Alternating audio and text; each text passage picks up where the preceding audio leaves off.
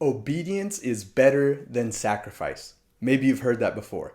But is it true, right? Should we take that idea on and believe it? Well, it's from the Bible, so the answer should be yes, right? I don't know. Maybe you didn't know it was from the Bible. But is obedience really better than sacrifice? Well, the answer is maybe. It depends what you're talking about when you say that. Uh, that's what I want to get into today, right? What does the Bible really mean when it says that obedience is better than sacrifice? Okay, before I jump into the text today, I want to remind you the goal of these videos is just to help people see the beauty of God's word and help everybody apply it to our lives. It's a huge deal, and that's always my goal. Now, the reason I wanted to talk about this idea of obedience being better than sacrifice is because I've seen it used incorrectly among believers. I've seen this phrase thrown around that obedience is better than sacrifice, which is true, as long as you mean what God meant when he was talking about it. But I'll often see it used in a way that actually goes against some of the things that God says in his word. So let me explain that first. I've heard this phrase used that obedience is better than sacrifice, sometimes by believers who are trying to push this idea that serving the Lord shouldn't be a sacrificial thing. Like, in other words, like if you're trying really, really hard to serve the Lord, or if you're really working at it, or if it's really requiring a lot of your time, your energy, maybe even money that maybe you're serving in ministry, could be a lot of different things. There's this idea that I've heard people quote this verse to say like, hey, you're working too hard, basically. You're not really supposed to be sacrificing so much of yourself. Obedience is better than sacrifice, right? And of course, if this is you, or if this was me, I'm thinking in my head, like, that's all I'm trying. I'm just trying to be obedient, that I'm trying to serve the Lord. But there's this idea, well, it's not supposed to be that hard. If it's hard, you're sacrificing too much, and obedience is better than that. But that should throw up a red flag for us immediately, because that idea that we shouldn't be giving all of ourselves, that it shouldn't be hard work, or that it should be easy, that actually goes against some of the things that the New Testament tells us. I just wanted to mention a few of these. For example, I'll start with Jesus. We have Jesus's very own words, right? This idea that it shouldn't be hard for you, or that you shouldn't have to give anything of yourself. Jesus himself says to deny yourself, to pick up your cross daily and follow me. That already sounds very sacrificial, because if you remember what picking up a cross means, it means when you carry your own cross, you're about to be executed. It's this symbolic imagery and language that he uses to illustrate, hey, if you're going to follow me, that's it for you. Your life is no longer your own. It's like you're dying, and now it's all about me, right? The old you is gone. So that's already one issue. Secondly, we see the example of the apostles in the New Testament, right? When after Jesus had gone to the cross, had risen, and had ascended, he told his apostles, go make disciples of all nations. And they did it completely sacrificially. And in case you don't know, all but one of them ended up losing their lives as martyrs because of their devotion to preaching and teaching Jesus. They would not stop, even though it cost them their lives. That's definitely a sacrifice. Or you have verses like Romans chapter 12, verse 1, that says, therefore, I urge you, brothers and sisters, in view of God's mercy, to offer your bodies as a living sacrifice, holy and pleasing to the Lord. This is your true and proper worship. Right? So this verse is telling us to offer ourselves as a sacrifice. So if I was going to be obedient to that verse, I would have to sacrifice, right? In that case, my obedience is a sacrifice, or my sacrifice is obedience. They're actually the same. So that idea goes out the window. We also know from experience, think about this. If you've been serving the Lord for a while, you know some of the things when it comes to being obedient to him. Some of these things are huge sacrifices for us. Sometimes God calls us to do things we really don't want to do, and they're super hard for us, and we'd just rather not mess with it at all. But we see what God's word said, and God's word says, and you say, okay, I have to do it. His word says for me to do this. I have to, no matter how hard it is for me. And it's a huge sacrifice, but that doesn't mean that it's wrong. On the other hand, some of the things that God tells us not to do are the things that we love the most. But once he makes it clear to us that that it's a sin, we have to be willing to make that sacrifice and to say, okay, God, I'm willing to give that up to be obedient to you. Okay, so So like I said, that idea that we shouldn't have to give of ourselves, or it shouldn't be hard, or, it shouldn't be hard for us or something like that. That's really not what this verse means. So what does it mean? I want to actually jump into the text where this phrase is used, this famous verse from the Bible, that obedience is better than sacrifice. What does it actually mean? What was God actually saying whenever he put that in his word? And when the prophet Samuel, he's the one that spoke it, right? What did the prophet Samuel mean? What was going on?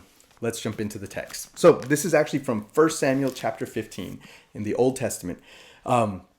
This is during the time in Israel's history where they have their very first king, King Saul, okay? Tall Saul. I don't know if y'all ever heard that from little kids' lessons or whatever, but Saul was this king who was good looking. He was taller than most everybody else there in the kingdom. And that he's the one that God had anointed to be Israel's first king. Now, here's the deal. His leadership takes a turn in this chapter because he disobeys the Lord. So look at what it says here at the beginning of chapter 15 in 1 Samuel. It says, Samuel told Saul.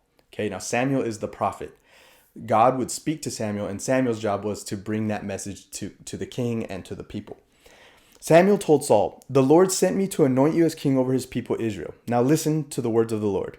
This is what the Lord of hosts says. I witnessed what the Amalekites did to the Israelites when they opposed them along the way as they were coming out of Egypt. Now go and attack the Amalekites and completely destroy everything they have. Do not spare them. Kill men and women, children and infants, oxen and sheep, camels and donkeys. Okay, so Saul has just been given some orders by way of the prophet Samuel from God. Now, let's jump ahead a little bit. I'm going to skip some verses just to save time. Saul gets an army together to carry out these orders. Then Saul struck down, this is verse 7, sorry. Then Saul struck down the Amalekites from Havilah all the way to Shur, which is next to Egypt. He captured Agag, king of Amalek, alive, but he completely destroyed all the rest of the people with the sword. Saul and the troops spared Agag and the best of the sheep, cattle, and choice animals, as well as the young rams and the best of everything else. They were not willing to destroy them, but they did destroy all the worthless and unwanted things. Now maybe you catch it there. Saul followed these orders, kind of. He was supposed to destroy everything, and instead they kept some of the nicest stuff and set it aside, the best animals and the best that the Amalekites had. Verse 10, then the word of the Lord came to Samuel. Remember, Samuel's the prophet. God speaks through him. Then the word of the Lord came to Samuel.